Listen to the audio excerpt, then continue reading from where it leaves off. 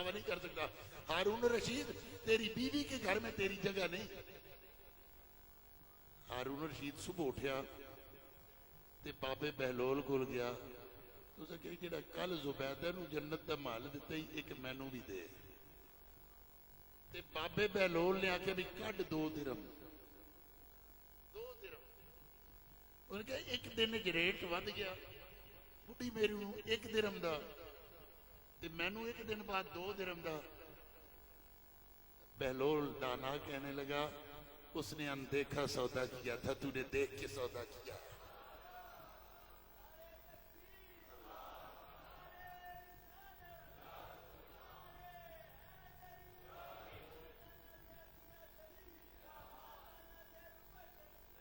جنہوں نے سودے دیکھ کے کیے وہ بھی تذکرے کرتے رہے. ساڈے آنے ڈٹھے سودے میرے استاد میرے والد گرامی کے استاد مفسر قرآن دین و ملت کی ضیاء حق و صداقت کی صدا ضیاء الامت پیر محمد کرم شاہ الازری ساری زندگی ماں سفر پہ نکلتے نا گھر سے گھر کے سامنے ایک مسجد تھی نصیب دریائی چھوٹی سی مسجد وہاں جاتے 2 نفل پڑھتے پھر ایک فرش جگہ اس کا بوسہ لیتے سفر پہ چلے جاتے واپس آتے پہلے اس مسجد میں جاتے اور پہلے فرش کا بوسہ لیتے پھر نفل پڑھتے پھر گھر جاتے.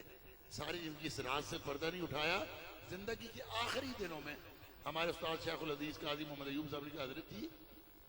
جاتے ہوئے آخر میں اس فرش کو چومتے ہیں چلے جاتے ہیں آتے ہوئے سے پہلے چومتے ہیں پھر نفل پڑھتے. پتا ان چھم چھم بہتے آنسوؤں میں نا فرمایا جب پہلی مرتبہ میرے لجپال نے مجھے کرم نوازی فرمائی تھی نا میری ماں اور پہلی دفعہ میں نے بددعا کے مکھڑے کو دیکھا تھا میرے محبوب کے قدم مبارک اس جگہ لگے تھے. میں اس لیے جاتے ہوئے آخر میں چوم کے جاتا ہوں اور آتے ہوئے سب سے پہلے چوم کے جاتا ہوں. بات سنو گل اور پاسے ٹر گئی پر فقیراں دا کیڑا موضوع ہوندا کرتے ہیں تہیمن سنا آپ اپنی وہ ظرف جو خالی ہے صدا دیتا ہے جنہوں کچھ نہیں دستا اور رولے پاندا. جنہوں کچھ نہیں دستا اور رولے پاندا. میں اے تکیا جنہوں سب کچھ دس سمندر کا سکوت کہ جس کا جتنا ظرف ہے اتنا ہی وہ خاموش ہے. ضیاء الامت نے زندگی ایک باری بھی دعویٰ نہیں کیتا. فرمایا میری جیوندیاں یہ گل کری نہیں نہ. میرے دادا جی حافظ پیر سید ظہور علی شاہ صاحب اقدس چرائی رحمت اللہ علیہ میں نے ایک مرتبہ بھی ان سے نہیں سنا یا کسی سنگی سے کہ آج رسول اللہ نے مجھے جلوہ دکھایا ہے. وہ نعت گو شاعر تھے. ایک نعت انہوں نے لکھی. یہ ضیاء الامت نے اس کتاب کا ان کے مجموعہ نعت کا مقدمہ لکھا. انہوں نے نقطہ اٹھایا اس نعت کے شعر نمونے میں لکھتے ہیں میرے دادا جی نے لکھا ہوئی مدت کہ میری شب کا سویرا نہ ہوا میرے کاشانے میں سرکار کا پھیرا نہ ہوا. ضیاء الامت لکھتے ہیں کوئی یہ نہ کہے کہ سائل سوال کرتا رہا اپنی صدا لگاتا رہا اور لجپال نے کرم نہ فرمایا. بلکہ اگلی ایک نعت کا شعر لکھتے ہیں 1000 بار میں ڈوبا ہوں اور پار ہوا. 1000 بار میں ڈوبا ہوں اور پار ہوا کرم حضور کا مجھ پر 1000 اور میرے نصیب ہیں یاور. علماء بات سمجھ رہے ہوں گے اردو مشکل ہے. میرے نصیب ہے یاور کہ چاند طیبہ کا 1 باری نہیں 2 باری نہیں 10 باری نہیں میری شبوں میں کئی بار جلوہ بار ہوا. اور جب جلوہ بار ہوا میرے محبوب کا مکھڑا کیسا تھا. کہتے ہیں شبیہ دوست تھی اشکوں کے درمیان اقدس. حافظ ظہور علی شاہ کی آنکھوں میں بہتے آنسوؤں میں 1000 بار میں ڈوبا ہوں اور پار ہوا. شبیہ دوست تھی اشکوں کے درمیان اقدس کہ جیسے پھول تھا شبنم سے ہم کنار ہوا. صبح سحر کے وقت شبنم سے دھلا ہوا پھول جیسے نظر آتا ہے میرے لجپال کا چہرہ مجھے اپنے بہتے آنسوؤں میں ایسے نظر آیا. پر اس کے لیے شرط بھی انہوں نے بتائی. انہوں نے کہا وہی زمانے کی آنکھوں کا بن گیا تارا. وہی زمانے کی آنکھوں کا بن گیا تارا. تیرے مدینہ کی مٹی سے جس کو پیار ہوا. جو مدینہ کی مٹی سے پیار کر لے وہ حضرت اعلیٰ رپڑوی بنتے ہیں. وہ حضرت ہادی پاک نتھیالوی بنتے ہیں، وہ بابا جی چرائی بنتے ہیں، وہ امام ربانی مجدد الفسانی بنتے ہیں، وہ باقی باللہ بنتے ہیں، وہ بہاؤالدین نقشبند بخاری بنتے ہیں، وہ با یزید بستان، وہ سیدنا ابو بکر صدیق بنتے ہیں۔ اور جو مدینے کی مٹی سے دور ہو جائیں، کنارے قبریں ان کا مقدر بنتی ہیں، اور حضور کے غلاموں کے مزار بھی ان کے جانے کے سال ہر سال بعد بھی آباد رہتے ہیں۔ وہ شاخ قطار در قطار، ہجوم در ہجوم، قافلہ در قافلہ آتے ہیں، اور ان کے مزارات سے بھی اپنی محبتوں کی اور ان کے فیض کی خیرات لے کے جاتے ہیں۔ دوستانی جی وقار، آپ خوش نصیب ہیں کہ آپ یہ راہ طریقت پہ چل رہے ہیں، اپنے مشائخ سے ان کا رابطہ مضبوط ہے، علماء سے ان کا رابطہ مضبوط ہے۔ کہ میں پہلے رپڑ شریف مرید تھا پیر عبدالحی صاحب سے، پھر میں فلاں جگہ بیعت ہوا، میں کہ کیوں پیر عبدالحی صاحب اتر نکھتر دنیا تو گئے سن، یا انہوں نے جانشین کو خلاف شرع زندگی گزار رہا۔ اچھا وہ مرید بھی چورا شریفی ہوا؟ میں نے کہا نہیں، اگر تمہیں بابا جی نور محمد چورائی کا فیض چاہیے تو پھر بوساطت آستانہ علیہ رپڑ شریف آؤ۔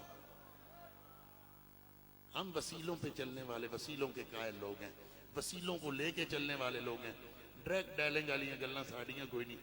اللہ کریم آپ کے شیخ کے ساتھ آپ کی وابستگی میں مزید پختگی عطا فرمائے، اس آستانے کو آباد رکھے۔ دعا آخر میں تھی، اب میں یہ دعا دے کے جا رہا ہوں کہ آخری دعا دو پیر عثمان علی عثمانی صاحب اس محفل کے آخر میں آپ سنگیوں کے حق میں کریں، میرا اللہ اس کو درجہ قبولیت عطا فرمائے، آپ کا آنا قبول ہو، آپ کو رب اپنی بندگی نصیب، ہمیشہ آپ سب سنگیوں کے شامل حال۔ میرا عزیز ہے پروفیسر، اس کی عزیزوں میں شادی ہے، جا رہا ہوں میں یہاں سے، اجمل رضا صاحب بھی پہنچنے والے ہیں، پھر وہ آپ کو محظوظ کریں گے۔ اس دعا کو آپ سنگیوں کے اس فیضان میں مزید پر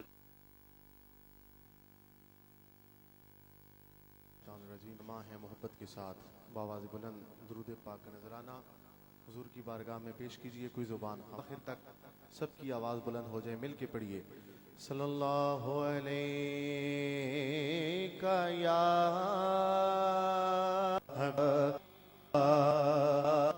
عرش نشیں ہے، بیٹھا ہے چٹائی پہ مگر عرش نشیں ہے، ہر شب ہو مثال اونچا مثال شب اسو چار قدم عاشق بیٹھے نے مل کے حبیب۔ میری حاضری ہے کیونکہ میری بھی مجبور، اور میں بھی خوش قسمت ہے کیونکہ ہم وہ بغیر کسی طرف دیکھے ادھر دھیان کرتے ہوئے حضور کی محفل میں ایک دفعہ درود پڑھے، پھر میں یا حبیب، اور ہمارے حق ہوگی مل کے پڑھنا ہے مستانہ بنا دے۔ ایک دفعہ ہاتھوں کو بلند کر کے اس عقیدے قربانی بولا سب کے یہ کار رہے ہوش میں فرار مانا، انہیں جانا انہیں مانا، نہ رکھا غیر سے کام۔ سنیے گا، سرکار رہے یاد رہے تجھے عرب ہے ریاض دل خستہ کی تمنا، انشاءاللہ لطف حضور دے دیوانے بیٹھے نے، ذرا دل خستہ کی کر دے مدینہ اور دے تو شاہ خوباں تو جانے جانا ہے، سگین پر نہ بن سکی ہے نہ بن سکے گا مثال تیری، زندہ باد بن سکی ہے سکے